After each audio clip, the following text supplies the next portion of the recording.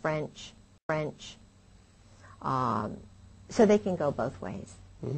And therefore, they're not under the laws of the United States, so they can go do the actual murders or whatever. And in Oswald's case, if you remember, he didn't have any problem getting into the Soviet Union. Right. And he went into the State Department on a Saturday. The man who saw him was a Zionist. He didn't even meet anybody else. Special, elite. Then he went to this town where there were a lot of,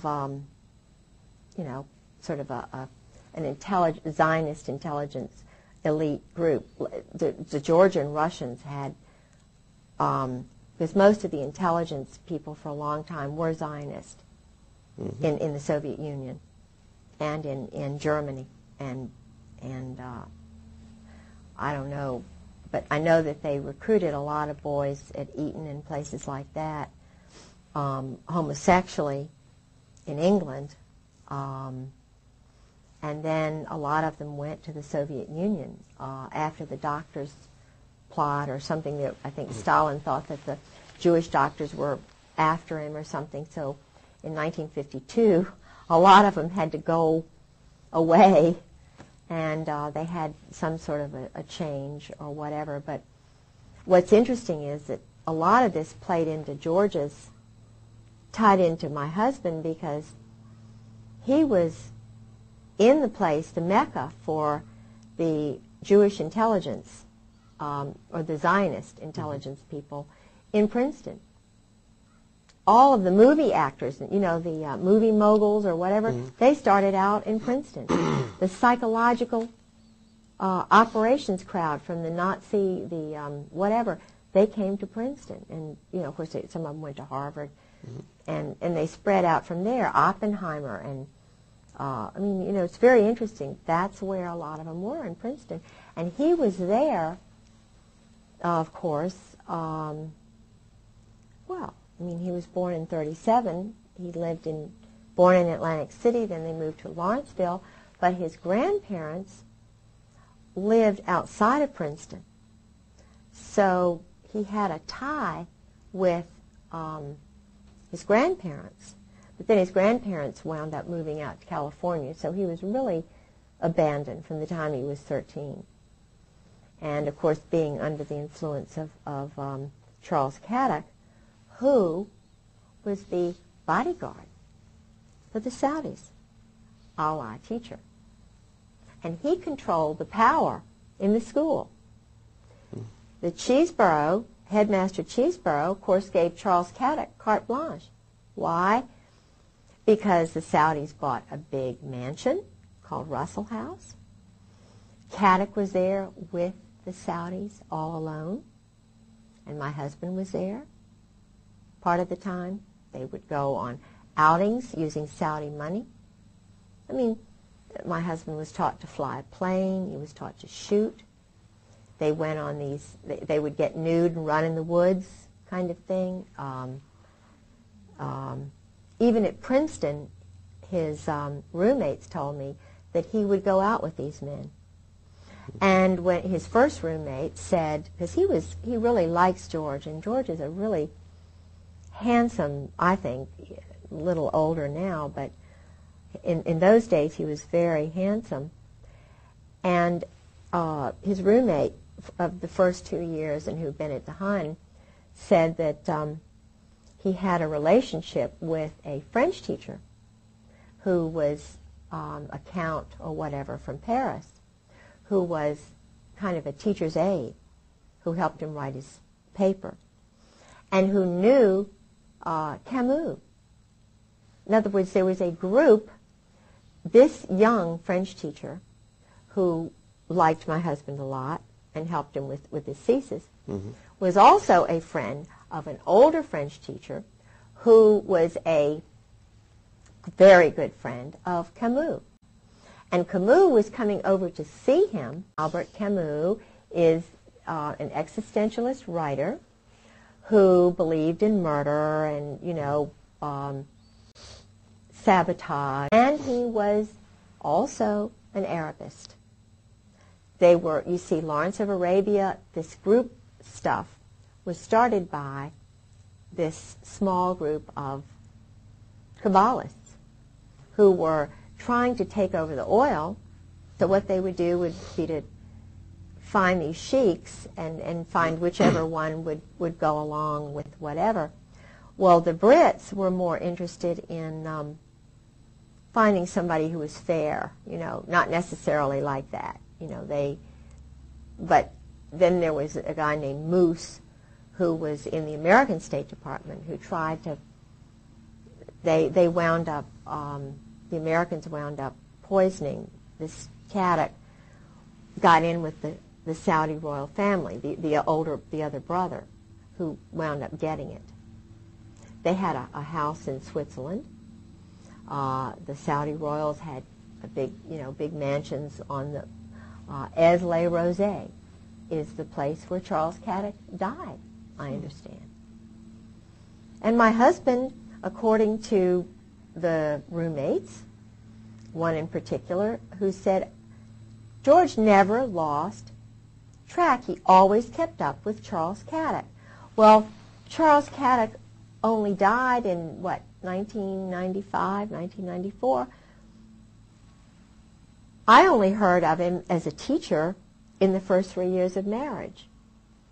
But when was he writing Charles Caddock? He was writing him, Charles Caddock and Robinson was a Marine, very handsome, young, went to the Hun school, and was in Saudi Arabia, in these places, came fresh from there to the Hun school. Went to Columbia University as a history major, which is an intelligence school. Columbia is a school where, for example, Nussbaum went, who was across the hall from Vince Foster. I believe Ezra Pound went there, but in other words, Ezra Pound knew too much, so they just put him in St. Elizabeth's Hospital. Yeah. Well, what's interesting to me is this book, The Widows, has 4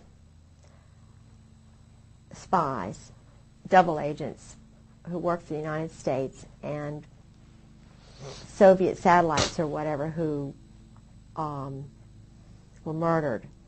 And they worked for the Navy and the Army. And one of them was a man who was murdered outside of the Army's intelligence headquarters outside of Washington, and in a Holiday Inn, I think it was. And just before he was murdered, he called his wife back in El Paso and said, "The Army is going to kill me. They're going to kill me." Well, he was murdered, and the Army did kill him. No, it's all. Golitsyn, the spy Golitsyn was in there. There were a couple of others. Paisley, who was murdered almost like this other man. Paisley was murdered like William Colby. Paisley was also hanging around with homosexuals. He went to the Rush River Lodge. That is the one. So did Bob Woodward. Bob Woodward, The reporter? Yeah. Henry Kissinger was a well-known, totally a homosexual, not even both ways. And he might, maybe he's discovered women in his late age, I don't know. But, no, I heard through a very well-grounded German that Henry's best friend's father told Henry to stay away from him, and that's why Henry left. The family were embarrassed, and Henry went to Britain, where they did this, and then changed his name from Heinz to Henry. And I interviewed a man named Bob, who's an Army enlisted person who told me about Henry in Cambodia. So he, up through Cambodia, he was actually raping young men. And of course, that experience destroyed the lives of these 5 young men, according to the source.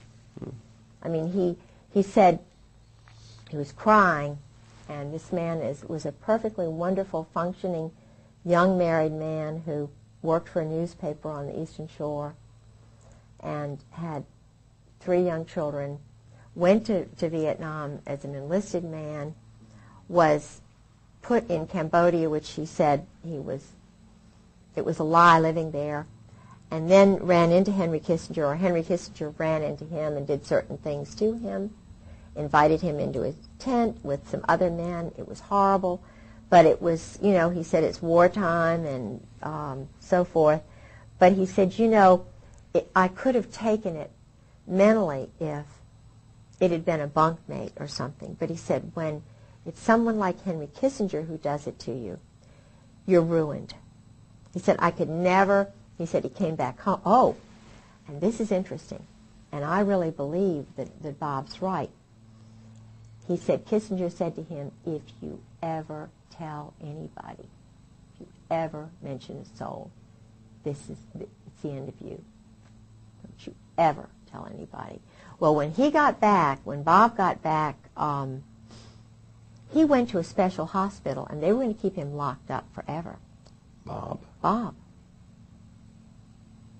A lot of the other boys just, you know, my feeling is that he was flagged the way I was flagged when General Gray and, you know, Wilhelm had me flagged because I broke up the go-go dancing in the officers' club. I was labeled a troublemaker because I thought it was wrong for married men to be going out with topless go-go dancers in the officers' club dining room, and I took pictures of it, and my husband, you know, got really mad and so forth. Oh no, my husband, what happened, I had the pictures, I risked my life because he tried to grab the camera from me. I hid it in the women's bathroom, and he tried to get it from me. We had a terrible fight that night. He wanted the pictures, and I mean, I prevailed. I developed the pictures, wrote a very nice Southern letter, wrote the letter to the club manager saying I didn't think it was proper. Had 3 sets, actually 4 sets of the 3 photographs I took made, and I sent a copy of the letter and the photographs to the base commander's wife and to the commandant's wife, and it stopped. But I was flagged, so I know. But this was before Tailhook, and yet instead of being congratulated for helping family values, for standing up for the wives, for showing the Marine Corps the proper place to have nudity and debauchery is not in the dining room of Camp Lejeune. And my husband said, well, this is nothing compared to Okinawa. You just have to get used to it, he told me. Now, I was a